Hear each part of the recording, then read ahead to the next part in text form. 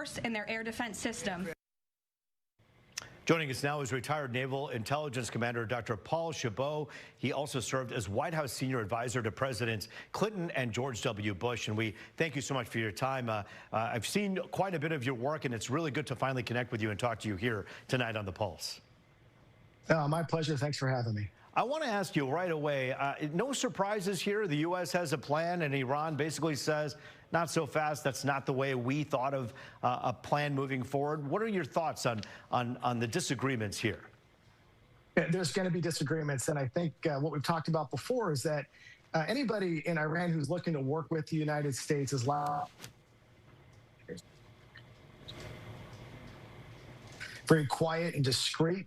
We're seeing now Pakistan playing a role here in exchanging messages between the United States and Iran, but we also don't know the full details of the 15-point plan that the Trump administration put forward.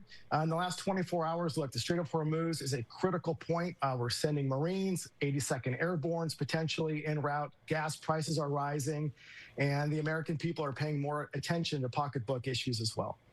You know, as I kind of look at this and you look at Iran's version of things, of how they want things to go, one of the things that they want is sovereignty over the Strait of Hormuz, which would give them the ability to control so much of the oil. I would imagine that that's a game stopper for any kind of a plan that they plan to put forth with the U.S. It really has to be. We have international law. You look at the waterways about 12 miles off each coast. Between the borders of Oman up north to Iran, you've got about 21 miles. So, you know, Iran always controls about 12% or 12 miles of that. But you've got the other 12, 13, 14 southbound. Iran is looking to control all of that. And that's an absolute no-go. If we think things are bad now, letting Iran have absolute and total control of that really lets them in the driver's seat for the foreseeable future and always pointing the world at risk from an economic uncertainty, as we're seeing play out in the real world right now.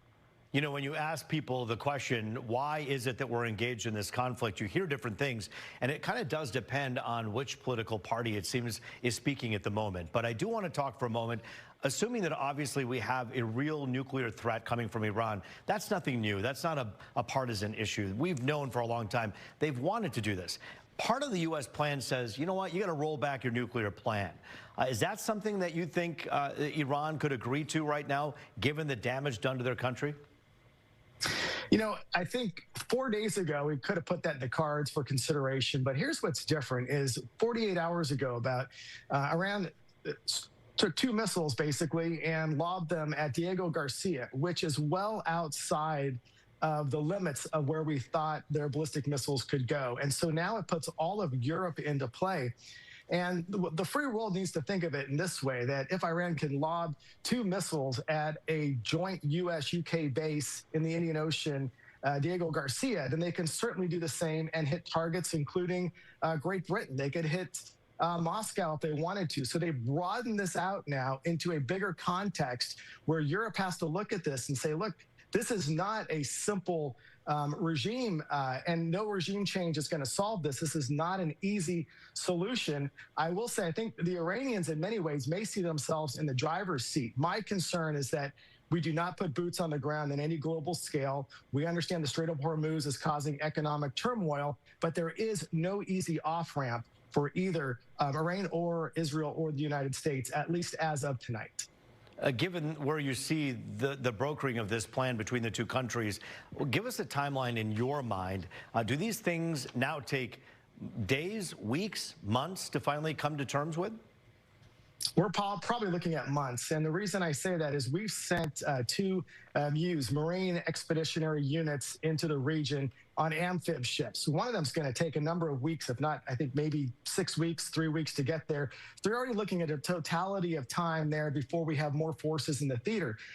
We also, the carrier, we had 2 huge carriers, obviously the most advanced. The Ford was there, caught fire, not from malicious activity, likely a lint fire in a laundry room of all places. But that carrier and part of its strike group is now completely removed from the equation. Certainly we have enough assets on the ground, in the air, in the water, but removing that carrier does cause some pause to the war planners. But at the same time, you've got these 2 Marine expeditionary units solidifying their track into the Middle East, and the probability is looking at securing potentially Strait of Hormuz or an island called Karg Island. Very concerning for us. Iran tonight said that they are potentially going to begin mining that island, putting some other defensive capabilities. And the concern has always been, and the adversaries know this, if they raise American casualties to significant numbers, that's where the Americans begin to turn tables. So that's why this is very dangerous going forward. Let's talk for a moment about political calculus. As someone who's obviously worked with presidents in the past, what is it that sends America basically saying, hey, we got to go pack and we got to go now? Because is it gas prices? Is it the barrel price right now, upwards of $100 a barrel? If it goes to $200 a barrel, does the political calculus come out and say, you know what, this just isn't worth it for us? Well, we need to understand what that exit ramp is, and we don't know what that is at the moment, just like we don't know what the 15 items are within the potential Trump doctrine that went forward through Pakistan, likely to Iran to consider. I will say, look, I've got 3 teenage daughters. Most of your listeners have, kids that are driving. We look at how much they're paying for gas. We're paying for it as parents, and that is a big pocketbook issue.